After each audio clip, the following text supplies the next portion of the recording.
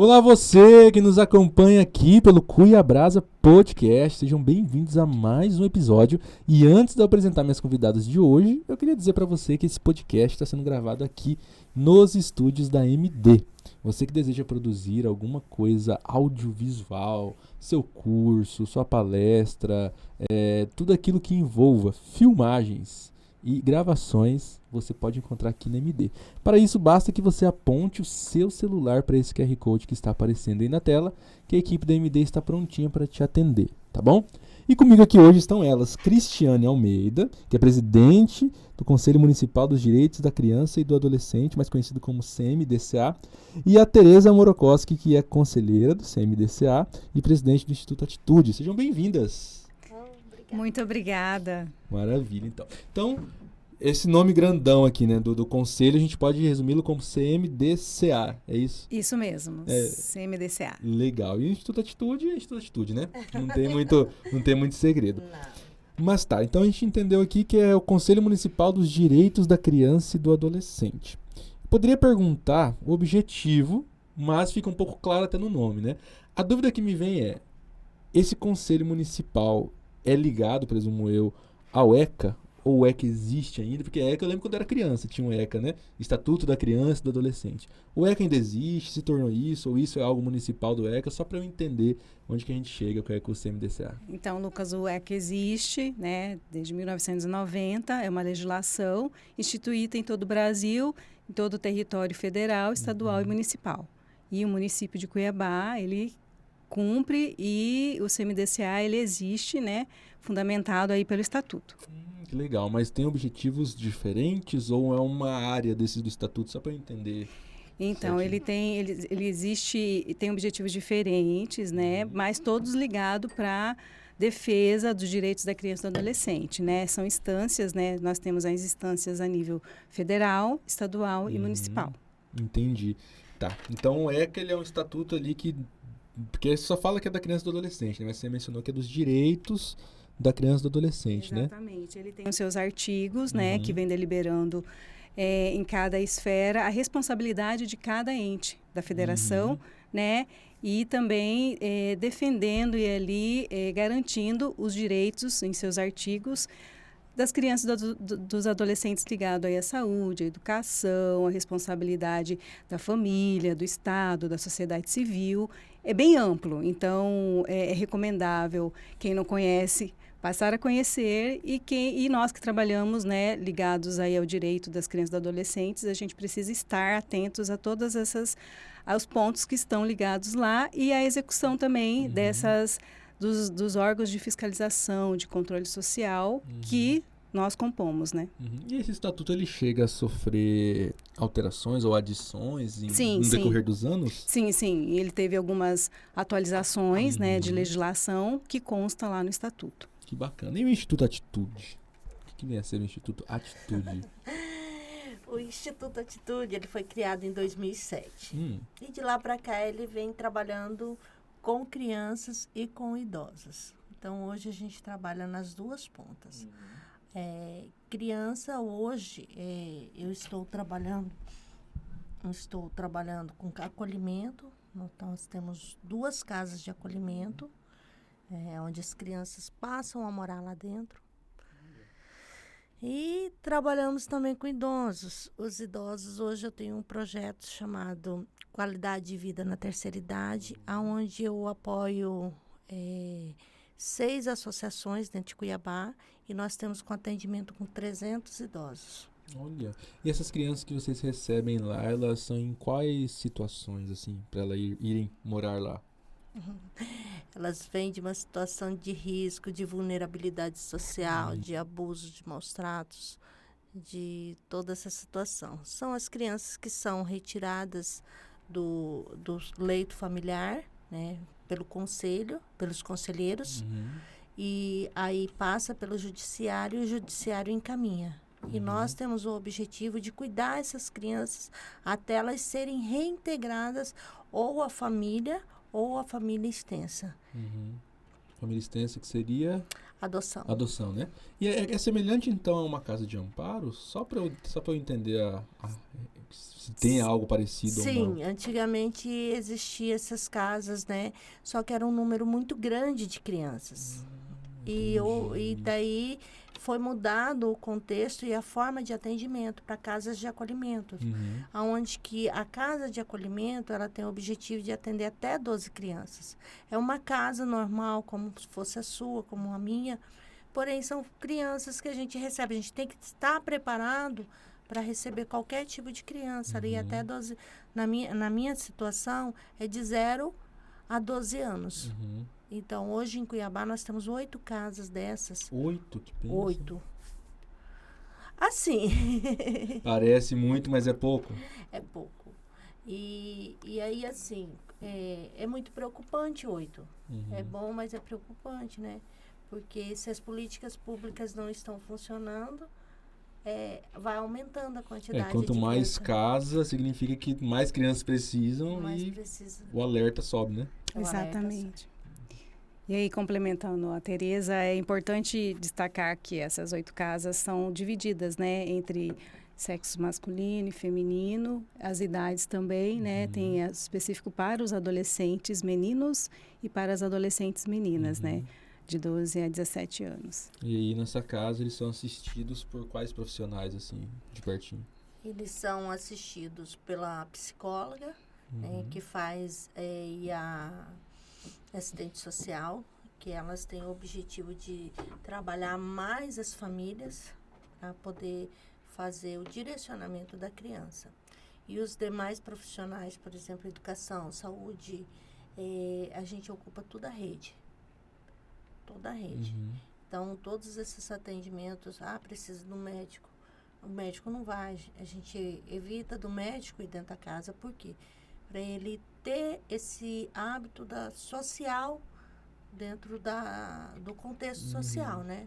Porque se você fechar tudo lá dentro, o que ele vai aprender da sociedade? Então não adianta botar uma escolinha lá dentro. Não, mandar ele para a escola, né? É a garantia dos direitos, Sim, né? Apesar legal. dele estar fora, né, da sua família lá, né?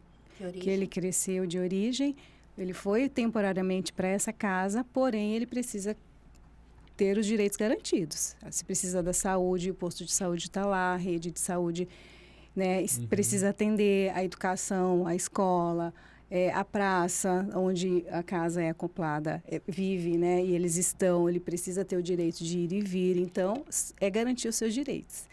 Que, infelizmente, tem seu entendimento de que o direito daquela criança ou adolescente está sendo repassado para o Estado. E o direito precisa sim, a educação precisa sim vir da família, né?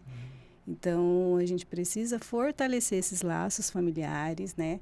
Para que o aumento dessas casas, como que em Cuiabá está insuficiente, a gente sabe claramente disso, não venha ainda mais a tirar os direitos dessas crianças, né, de várias situações de vulnerabilidade. Então, a gente precisa se atentar muito a isso. E aí, o CMDCA também tem esse foco de estar acompanhando essa política, né, de acolhimento, junto com o Poder Judiciário, o Ministério Público, em inserir e garantir aí a efetivação dos direitos dessas crianças, que é um dos trabalhos realizados. E essas casas são mantidas pelo governo? São mantidas pelo município. Pelo município, né? Isso. Então, quanto mais... teve uma lotação. Aí o município vai e ele mesmo abre uma casa nova ou entra em contato para abrir, é isso? Só para eu entender. Na teoria, né? Tem todo um contexto, né? Para abrir uma casa dessa, tem que passar por um chamamento público, precisa toda uma inspeção do judiciário, precisa de todo um processo estrutural. Então, se estrutura todo, abre-se o chamamento e depois que abre-se as casas. Não dá para falar assim, eu vou abrir uma casa e amanhã ela está aberta. Entendi. Entendeu? Então, elas todas elas estão 100% regulamentadas, regularizadas, né? São acompanhadas pela Secretaria de Assistência Social, que é a pasta, são acompanhadas pelo Judiciário. Então, é um serviço que é prestado de qualidade para essas crianças, garantindo o direito dela de ir e vir a qualquer momento. A gente estava falando no início, né, que quanto mais casos precisam ter, significa que está pior a situação. Exatamente. E quais são essas políticas públicas que geralmente são trabalhadas, né, para evitar? Eu sei que assim é um buraco muito fundo porque é tão detalhado, tão, sabe, delicada a situação, porque aí você vai envolver N situações que os pais em casa vivem, desde questões de dependência química até abuso sexual, até sai de casa, deixa para outro criar, ou abandona só por, sabe? Mas assim, no geral, quais são as políticas públicas que a gente pode... Hoje está sendo implantadas famílias acolhedoras, justamente para desafogar essas casas. Por quê? Quando se tem algum risco familiar, se tem um grupo familiar de 5, de 4, nós já chegamos a receber grupo familiar de 6. Então, só esse grupo praticamente enche as casas, né? Então, essa é uma política pública que ela está sendo bem trabalhada para ser implantada aqui dentro de Cuiabá. Por quê? Porque a família acolhedora, algumas crianças vão poder, em vez de ficar dentro da casa, vão estar morando com aquela família lá, dentro de toda temporariamente, uma... né? Temporariamente, até... Provavelmente as que vão ser as que vão para adoção, né? Creio eu. Eu lembrei disso porque o dia que veio o pessoal da Ampara, eu fiquei chocado, que eu falei, não é possível, porque eles contaram, a Eliacir que veio, ela ficou um tempo como família acolhedora, né? Eu falei, mas não, tem que devolver depois. Devolver não, né? Mas tem que encerra um ciclo ali, tem que... Encerra e vai direcionar. Tem como que fica o coração, né? Imagina, ficou o tempo todo, apegou, nossa senhora, né? Mas assim. Eu confesso que eu particularmente não consegui entender ainda a dinâmica, né? Da família acolhedora. Não, a família, assim, deu pra entender. Eu falo assim, o meu coração fica bem assim, sabe? Sim. De ficar esses dias, a gente adapta e tudo mais, aí tem que ir, né? Tem que partir. No início, em 2016, quando eu abri a primeira casa, quando as crianças iam embora, eu chorava. Imagina. Né? E aí, assim, a doutora Gleide chegou, né? E ela é uma pessoa fenomenal, falou assim, você não pode chorar. Você tem que ficar feliz. Você tem que se alegrar pelo fato dela voltar para um seio familiar e não precisar mais estar aqui. Isso. E daquele dia em diante eu passei a ter essa concepção. Então, quando a criança chega, a gente acolhe com todo o amor, com todo o carinho, mas quando ela vai embora é motivo de festa pra gente.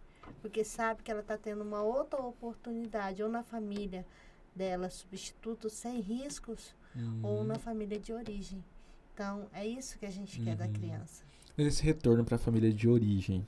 Nesse caso, o caso da família de origem não é tão grave assim a ponto de... Porque ela vai voltar para a família de origem. Então, na teoria, não é tão grave assim o que ela passava lá, a ponto dela ter que ir para um instituto, né? Mas mas ele volta para, mesmo sendo grave, volta para a família de origem, só para entender. Às vezes volta, porque às vezes, por exemplo, você mora com uma mãe e um pai que são separados. Você tem uma avó aqui que não é condizente com o que acontece aqui. Então, eu posso retornar, a equipe faz todo um processo investigatório, toda uma análise, e ver que a família daqui tem condições e quer que a criança volte para ele. Que é a avó, o tio ou a tia. Entendi. Bom, porém, vai entendi. tirar. Agora faz sentido, agora entendi. Vai tirar do risco que está aqui. Aquele risco, aonde ela está, ele sai. Ele vai para entrar para uma outra família, né? Ou para a família de origem, né? Que são tios, avós. Entendi. E ali ele vai estar seguro dentro daquilo que garante dentro do ECA. E tem alguma medida protetiva? Porque ela volta para a avó, né? Só que aí, se os pais de origem quiserem ir lá arrancar a força e tudo mais, tem alguma medida protetiva para essa criança, na teoria? Aí a família que vai estar, não tem, ela já faz todo esse processo de encaminhar junto com o judiciário. E quando elas retornam, o judiciário continua com a equipe deles fazendo todo o acompanhamento e investigação para ver se condiz com tudo aquilo que a gente reestruturou a família. Porque nós temos casos que a gente reestrutura a família para poder voltar. Aí o pessoal, uma das perguntas que eu vou falar, o pessoal fala assim, mas volta para quem tem dinheiro. Gente, família não é dinheiro, família é amor. Família é paz, é tranquilidade. Lar, né? Lar. Então, às vezes, a família está ali, você passa algumas condições para ela, assistente social, com a psicóloga, reorganiza a estrutura familiar dela. O que é? Uma casa, reestrutura o ambiente que está insalubre e a criança volta para ali, sem problema nenhum. E aí vem os encaminhamentos da política pública, no caso, casa. Às vezes eu não tenho condições, a casa alugada e tal. Aquela equipe profissional, ele vai acionar a política pública de habitação, informando a situação daquela família e tal, e solicitando para que seja cadastrado no programa habitacional. Questão de educação, às vezes a criança estuda sim, mas ela não está ali, né, frequentando diariamente. O que está acontecendo que ela não está indo à escola? Então, a equipe também é responsável em conversar com os coordenadores daquela escola, em saber informar a situação daquela criança, daquele adolescente, entendeu? Porque quando ele está nessa situação, ele não quer nem estudar. Imagina. Às vezes ele está sem aquela alimentação, às vezes ele está com um problema de saúde, que ninguém olhou para ele. Que tem muitos casos de crianças com diabetes, depois, né, a Tereza tem um exemplo disso, né? E aí aciona a política pública de saúde para ter esse acompanhamento, o que está acontecendo, né? Isso, o Conselho Tutelar que faz esse meio campo? Esse é na Casa Lar. Quando ele já está lá na Casa Lar, a Casa Lar, a equipe da Casa Lar de profissionais, assistentes sociais, psicólogos, cuidadores, que realizam esse atendimento, acompanhamento, seja no CAPS, seja em outra unidade de saúde, vacinação. Às vezes a vacina das crianças estão todas atrasadas. Então, compete também à equipe dar esse encaminhamento para essas políticas para garantir esse direito. Porque a gente imagina que é um direito básico que aquela criança vai estar... Entendeu? Não, ela está vacinada, ela está alimentando. E aí você não imagina que nada disso está acontecendo, Lucas. Assim, é de chorar. Nossa, quando chega e vê... E aí as crianças estão com verminose, estão com piolhos, né? Então, assim, são situações que, na nossa vivência, com a minha filha, com os meus sobrinhos, eu não vivencio isso, que para mim já é uma etapa, mas quando você vai olhar para o outro, naquela situação de vulnerabilidade existe. Porém, são esses casos que a gente fala que são mais vulneráveis economicamente, mas existe também em casas de poder aquisitivo bom, que existem casos de violação de direito de crianças, só que não é divulgado diariamente. Isso, um caso ou outro, a gente vê na imprensa. Por que isso acontece? É a vergonha, né? São famílias que têm um poder aquisitivo maior e que não gostariam de estar enfrentando essa situação com seu sobrinho, filho, avó, seja lá o que for, é a vergonha. Porém, ele existe. Então, o que compete a cada um de nós, como cidadão, como cidadãs, em acompanhar, tipo assim, meu vizinho está chorando, chora todo dia, aquela criança e tal.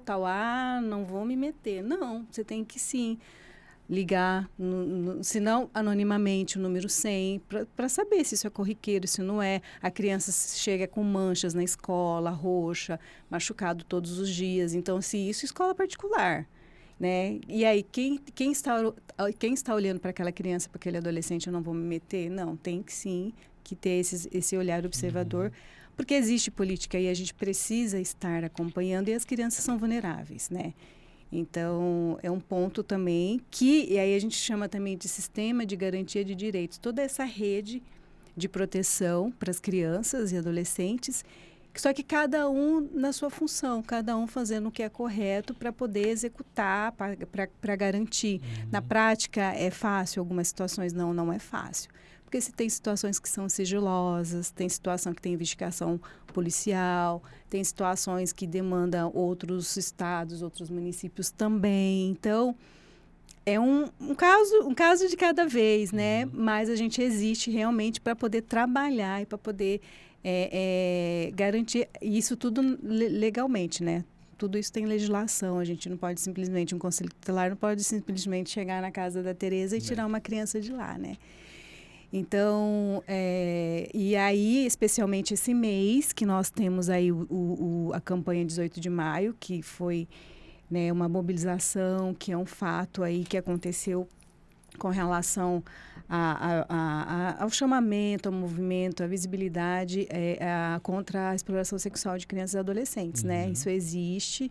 E aí o movimento da sociedade civil é para realmente denunciar para o número de Disque 100 quando qualquer fato disso ocorrer. Então, a gente está nessa campanha também velada, intensa, né? Às vezes é velada, e aí a gente precisa passar ultrapassar esses muros, né?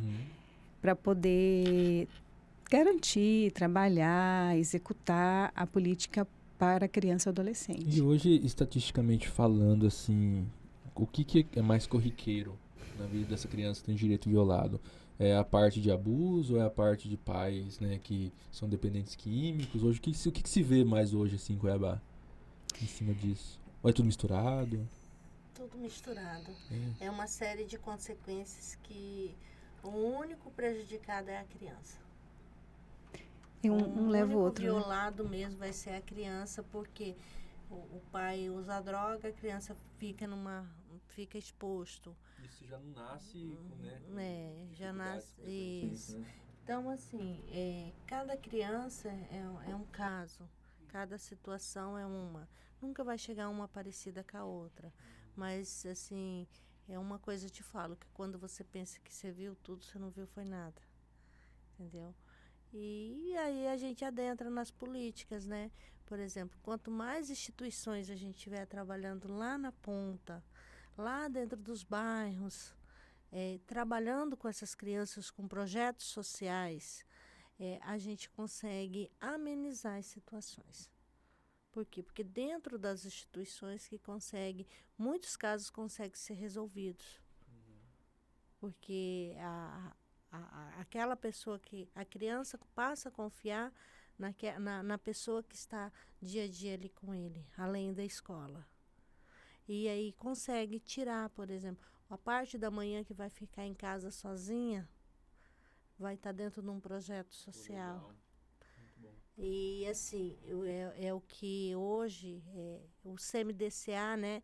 Nós do CMDCA, principalmente a presidente que fez um trabalho aí maravilhoso no CMDCA, vem cadastrando mais instituições, buscando recurso, não tem? Para a gente trabalhar nas pontas, porque quando você trabalha nas pontas, você consegue conter muita coisa, muito mesmo. E tem bastante projeto assim, disponível hoje?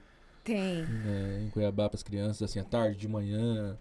Mas é insuficiente? Ainda é insuficiente. Olha, no Conselho hoje nós temos assim, aproximadamente 60 instituições cadastradas dentro do Conselho, né, para executar atividade lá no seu bairro. Né? Dentre elas tem o judô, tem o futebol, tem o vôlei, enfim, tem várias instituições. Porém, ainda é suficiente porque existem crianças na fila de espera. Por exemplo, a Sociedade Hípica Cuiabana, que é a instituição que eu represento dentro do conselho e trabalho com ela, que é a ecoterapia para as crianças com deficiência, né? Que usa o cavalo, tem toda uma modalidade para etapas para cumprir. A gente está com uma fila de espera de 50, porque é uma atividade totalmente gratuita, né? Basicamente, cada sessão custa o quê? R$400. Tem famílias que realmente não têm condições de pagar isso mensalmente, né? E o tratamento da criança com deficiência, ela não é assim uma melhora de 3 meses e acabou. Ela é contínua, né? É 12 meses para mais 12 meses, porque é todo um processo de movimento, de sorriso, porque ela não fala, às vezes ela não senta. Então, o cavalo, às vezes o movimento que ela faz de carinho com o cavalo é um ganho emocional e um ganho físico muito grande, que a fisioterapeuta e a psicólogas, elas acompanham muito de perto tudo isso. Então, precisa, sim, de projetos sociais que sejam, né, que beneficiem esse público de crianças com deficiência e dos adolescentes e adultos também que a gente atende, porque eles são frágeis, não é fácil lidar, não é qualquer um que tem um perfil, né? E é um projeto caro porque tem toda uma estrutura de uma organização social não governamental que não cobra para executar aquela atividade, né? Porém, ele tem o trabalho do veterinário, tem a alimentação do cavalo, porém, ele tem a estrutura de pagamento da sua equipe, ele tem a luz, então... Acho que um instituto chamado uma associação, se não me engano, era Resgatando a Cidadania, não sei se é esse o nome, que era uma casa acho que era um abrigo, inclusive, para crianças com deficiência. Aham, E lá eu conheci algumas crianças que faziam ecoterapia na época, né? aham. Porque, assim, realmente, o cuidador falava assim, que fazia diferença completamente. Completamente, que é o garantir o direito. Uhum. Porque como que você trata, né? Uma criança que não tem uma expressão facial, né? Nossa, sim. Como que você identifica que ele está sorrindo? E fora o apoio para a família que ele vai ver isso na casa, quando a criança dorme bem, quando a criança toma medicação, porque Sim. né, quando ela sente falta quando ela não vai na ecoterapia, né, quando ela passa a sorrir, passa a falar, muitas não falam, mas a expressão facial já faz a diferença. Então, assim, é satisfatório para nós, como organização, né, não governamental, estar dentro né, dessa representatividade, sim, né, e trazendo outras que, poxa, estão fazendo um trabalho legal, não sabia que o conselho estava nessa etapa, como que a gente faz para se inscrever? E aí tem toda uma parte legal que tem que cumprir, não é simplesmente eu chegar lá e falar, eu quero me inscrever no CMDCA, eu não tenho CNPJ, eu não só tenho... do nada, né? né, do nada, então a gente tem toda uma legislação para cumprir e cumprindo, a equipe vai, realiza a visita e é justamente para isso, para ofertar essa atividade no contraturno, né? Se a criança estuda de manhã, ela faz à tarde, se estuda à tarde, ela faz de manhã. E acho que é um convite importante para que elas, de repente, venham também conversar e para conhecer, e às vezes a gente não conhece. E a gente sabe que essas instituições, ela nasce sim, na boa vontade da dona Joana, do seu João, de receber as crianças, né? E aí vai nascendo essas instituições, mas aí ela precisa estar regulamentada para poder executar essa atividade, seja karatê, seja conseguir ser terapia. assistida também, né? E aí é contribuir com o quê? Com a política pública, né, do governo, que é sim, apesar de não ser governamental, ela é não governamental, mas ela contribui com a garantia de direitos. Cris, fala um pouquinho para nós dos benefícios das instituições ser cadastrada, né? O porquê delas estarem cadastradas. Sim, com certeza. Pode falar, Tê! Fala! Você está cadastrada. Você tá cadastrada. Ela está Temos cadastrada. um caso aqui, né? Do Instituto Atitude, que está cadastrado. Exatamente. É porque as instituições, elas ficam assim, mas para que eu vou me cadastrar, né? Não vê a importância, né? Não vê a importância. Por exemplo, qualquer edital que você vai concorrer hoje para conseguir, porque ninguém trabalha de graça. Todos os nossos funcionários precisam receber. Com certeza. Então, a instituição ela tem que arrumar uma fonte mantenedora. E são através dos projetos sociais. Hoje, para você se inscrever em qualquer projeto social, o primeiro lugar que você tem que estar inscrito, regulamentado, é dentro do CMDCA e dentro do CMAS, para você conseguir competir a qualquer edital. Se você não estiver lá dentro, você não consegue dar sequência. E, além disso, nós temos o fundo, né, Cris? Nós temos o fundo que você pode ser nosso doador do fundo. Olha que legal. Pode divulgar como que faz para fazer doação, que a gente coloca aqui pro pessoal. Que é Pix, como que é? Então, do Fundo da Infância e Adolescência para a pessoa física, encerrou agora com a contribuição, com a dia 31 de maio, né? Que Isso, foi a declaração do imposto de renda, né? Entendi. É anualmente. Mas para as empresas, a gente tem aí o prazo até dezembro, né? Para destinar o imposto que vai para o governo, que cai lá no Tesouro Nacional, fica no seu próprio município. Você pode destinar lá apoiando um projeto social, né, do seu município e garante também a rotatividade da economia no município. Você contribui para o projeto social que você conhece, que você pode ir lá conversar com as crianças, ver o resultado desse trabalho, entendeu? Pertinho, né? Acompanhar muito de perto e até referenciar, indicar também, né, crianças e famílias que precisam desse trabalho, dessas atividades. Então, isso é a diferença. E todo município tem. Então, o CMDCA, ele que regulamenta também o fundo, né? Que bacana. O Fundo da Infância e Adolescência. E cada município tem o seu. Então, o Cuiabá está regulamentado.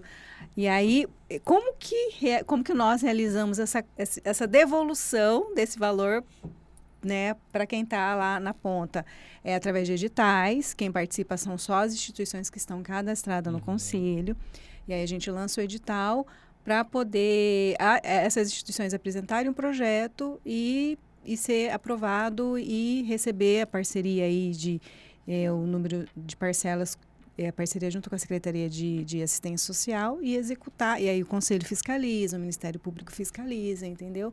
E para poder receber aquele valor por 12 meses, enfim, respondendo o edital para atividade para aquela criança e adolescente. Isso é contínuo, importante. Isso é anualmente, entendeu? A campanha desse ano encerrou agora dia 31, mas a gente tem também da pessoa física para o ano que vem, entendeu? Então, isso é contínuo. Então, só que as pessoas, elas não conhecem. Elas ficam com medo de doar, mas esse dinheiro vai para não sei para quem. Será que vai para a criança mesmo? Então, é importante a gente conhecer. Às vezes, a gente fala sem conhecer. Então, o CMDCA, ele tem esse papel de conversar, de fazer essa campanha, de ir nos espaços, entendeu? E estar também disponível para poder tirar todas as dúvidas, porque as pessoas têm medo. Eu, como cidadã, também tenho, né? Tinha esse receio. Então, a partir do momento que você passa a conhecer, aí você passa, não, é verdade, está lá a criança. E aí o retorno social é isso. E aí a gente tem vários testemunhos de crianças que participaram de atividades lá de karatê, futebol, que hoje eles são os próprios professores daquelas crianças. Olha, né? Que imenso, né?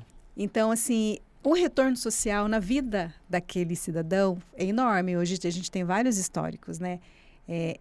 E aí você vê que fez a diferença quando ele olha para... Você nem conhece, ele olha para a Tereza, eu já te vi, você contribuiu com... Mas olha, gente, aí a gente pensa, nossa, acho que eu tô velha, né? Olha, ele era... Então, esse é um ponto legal. Sim. Muito legal, o retorno do papel cidadão, que é fazer a diferença na vida do outro, né? E a gente não vê isso financeiramente, imagina, né?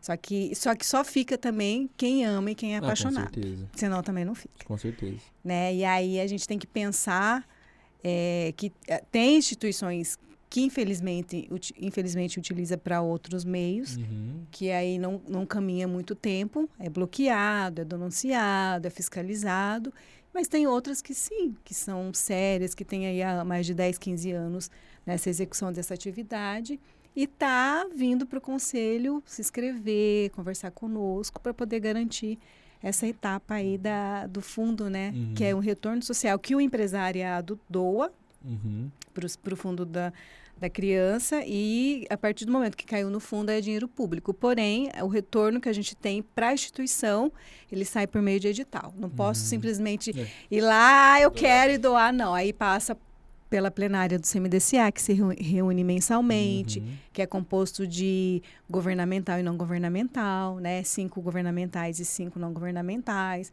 Aí tem a ata, tem toda uma celebração de termo, de resolução. Por trás ali, né? É dinheiro público, claro. Né? Então, a gente precisa dar toda a transparência, acompanhado também do Ministério Público. Então, assim, é um processo que, às vezes, é moroso. Sim, é moroso, mas é necessário. Com certeza. Com certeza. Imagina um tanto de coisa errada e ruim daria se não fosse, né? Exatamente. Hoje eu trabalho 2 projetos com dinheiro de captação de recursos. Olha. Então, são duas pessoas, 2 empresas famosas, né? Uma é a Energisa, que beneficia... que doa via Fundo do Idoso desde o ano de 2017. Olha que legal. E ela acompanha esses meus idosos a par. Então, ela faz todo ano, eu não tenho dificuldade de captar. Por quê? Porque ela já sabe o trabalho que eu faço. Essa semana, tem uns 20 dias atrás, ela convidou o meu coral, as meninas, e a gente foi receber os funcionários da Energia com o coral da terceira idade. Foi uma maravilha. Daí as meninas estavam fazendo pintura, apresentando realmente aquilo que faz com o dinheiro que eles depositam, né? Mesmo sendo um dinheiro, passa a ser público, né? Que ele deixa de doar 2% para o governo federal e destina aqui, aonde que eu contemplo 10 funcionários e apoio 300 idosos durante o ano. A diferença, a diferença. Então, assim, esse é o resultado. E aí tem um também que é de criança, né? Conectando crianças e adolescentes. Estou com 3 instituições trabalhando. E uma é a Pestalozzi, que está trabalhando com crianças com deficiência. Conheço. Conhece? Legal. Tá A do Jader, A Pestalozzi é aquele do uniformezinho Pra vermelho, não é? infância. É, pra da infância. florzinha. A pró-infância, que está com karatê, e eu que estou lá na Coab São Gonçalo, hoje, trabalhando com música com eles. Olha. Danças culturais, siriri, cururu. Isso são adolescentes e crianças? Adolescentes e crianças. Uhum. E esse daí é dinheiro de captação via fundo do Itaú. Olha que legal. Então, quer dizer, você consegue, só depende de você estar documentado, Claro, transparente. transparente e prestando conta corretamente. Uhum. Entendeu? Então, você vai e tem espaço, assim, para todas as instituições. Só basta elas quererem e estarem documentadas. E o resultado é maravilhoso. Só a gente que está lá na ponta que consegue, por exemplo. Sim. Eu tenho uma senhora lá que chegou, que eu faço um evento por ano para elas, geralmente, especialmente no Natal. Uhum. E aí eu faço tudo decorado com Natal, aquela mesa posta, Pô, que bonita, lindo. assim, sabe, música ao vivo, garçom, todo aquele amparato que... E aí teve uma que chegou em mim, abraçou e as lágrimas desciam. Ela tinha uns 65, 66 anos. Ela falou assim, eu nunca fui numa festa na qualidade dessa. Olha. Eu nunca tive o privilégio de sentar numa mesa onde que tinha um prato e uma taça servida para mim. Olha que detalhe marcante, né? Entendeu? Então, é 65, ela nessa faixa de 65 anos, mais ou menos. Você vê, olha o diferencial que faz na vida de uma pessoa. Isso é um impacto social que a gente não consegue mensurar. Jamais. Quando você pergunta assim, Lucas, né, de criança, né, é visível exploração, violência e tal, a gente consegue ver, mas assim, quando no trabalho do idoso, até da criança e do adolescente, quando ele está deprimido, quando especialmente o idoso, quando ele está deprimido, ele está triste, ele está isolado, ele se sente inútil. Então, a instituição da Tereza, que tem esse projeto social, ele olha o idoso, o olhar dele. O fato dele estar ali sentado, trabalhando numa pintura, por exemplo. Isso é fácil. Não, para ele é tudo, porque ele está tendo um retorno social daquilo, ele está tendo aquele movimento. Se sente útil, né? Se sente Que é o mais útil, importante. faz amizades, entendeu? Sai daquela sua rotina de avô, parece que tem que sempre cuidar de neto, né? É. Só já vi. Então, e aí, Com será? certeza. E a vida dele? Né? E aí o depoimento, É. quando vem assim, é muito chocante, muito importante. Mas isso é coisa simples. Não, gente, não é simples. É olhar e cuidar do outro. Né? E isso faz diferença, porque ele vive, né? Ele não é porque ele ficou idoso que ele está ali Gente que acha que a escanteado, vida acaba né? aos 60 e aí faz o que, né? Exatamente. Não, Então, tem projetos sociais, tem muitos idosos e os projetos sociais ainda são insuficientes para atendê-los, né? Porém, quando é atendido, é sim, qualificado Que maravilha. pelo Instituto Atitude. Que É maravilha. incrível. Nossa, é muito, muito bom poder receber pessoas assim como vocês que abrem um pouco os horizontes, né? Pra gente sair um pouco da nossa mesmice da vida diária, sabe? Que às vezes a gente vive o dia a dia pensando só em nós mesmos, né? No nosso trabalho, na nossa vida pessoal, no que eu vou comprar, no que eu vou comer, pra onde eu vou viajar nas férias. E tem um mundo acontecendo à nossa volta de pessoas que precisam da gente, né? Que, enquanto seres humanos, né? Que precisam um do outro, né? Porque hoje são eles, né? Eu não sei o que vai ser amanhã na minha vida quando eu tiver 60 anos, 65, né? Exatamente. Então, assim, se cada um pensar mais, né, no outro, a gente consegue construir, querendo ou não, uma sociedade um pouco melhor, né? Sim. Lucas, é muito difícil, assim, para as pessoas saírem do lugar que elas estão e compartilhar do sofrimento do outro. Entender que aquilo que ela vive na casa dela, as outros não estão vivendo, entendeu? Porque eles não conseguem dimensionar as situações do que acontece lá fora. Imagina. Porque ninguém quer sair de dentro do seu casulo. O seu casulo tá tranquilo. Tá tão bom, né? Tá confortável. E assim, eu falo muito com propriedade disso, porque as crianças, a forma que a gente recebe, as crianças que a gente recebe, elas vêm dessas situações. E assim, se eu parar para contar aqui para você, você vai falar, não, Tereza, o que você está falando aqui para mim não existe. E é muito triste, entendeu? Mas assim, ainda bem que existe pessoas, existe, que nem a Cris, que é a nossa presidente, que abre aí um leque de oportunidades, abriu um leque de situações dentro do CMDCA para as instituições, para que consiga trabalhar essas políticas públicas. Porque quando uma instituição vem de lá para cá, ela consegue vir e se cadastrar dentro do CMDCA, ela está sabendo que o resultado do serviço dela está sendo cumprido. Porque é mais uma que veio somar com as políticas públicas e com as crianças que a gente precisa ajudar lá embaixo. E o legal, por exemplo, a parceria que é o professor Alexandre que viria também, que ele não pôde, né? Nós temos essa parceria com a Universidade Federal, né, por meio do Departamento de Economia e da Instituto de Informática, para dar transparência, por exemplo, no Instagram, né, que nós temos, que eu te passei o endereço, publicizando aí as informações, o site também, de como está esse funcionamento hoje, né, articulado junto com a universidade, que é fantástico, essa parceria que nós realizamos aí, né, por esse período, de estar apoiando as campanhas, a capacitação de como elaborar projetos, né, de acordo com o que preconiza a legislação. Então, é qualificando as instituições do terceiro setor, porque não basta só abrir, não, você tem que, e aí, como que eu faço para concorrer àquele edital? Como que eu escrevo isso? Então, compete a nós, do Conselho, qualificar essas instituições para poder, né, garantir lá a paridade, garantir a competição ao lado. Não, eu tenho meu projeto de qualidade, está aqui, e aí? Então, assim, a nossa gestão atual prioriza isso. Não, a gente tem que abrir a porta para todos, abrir edital para todos, e todos tenham a oportunidade de concorrer, e aí vai ganhar o melhor, né? Então, isso é muito legal, e aí a universidade vem somando conosco, né, nessa parceria também, para poder, e aí, além disso, subir os valores aí, né, do fundo do FIA e do fundo de Cuiabá, para que futuramente a gente consiga aí, os próximos que virão, né, Tereza, contemplar mais instituições parceiras para executar essa política pública. Com certeza. Né? Com certeza. Gente, uma alegria enorme para mim ter vocês aqui, né, com a gente em mais esse episódio. Creio que sempre quando vem esse assunto à tona é sempre para somar.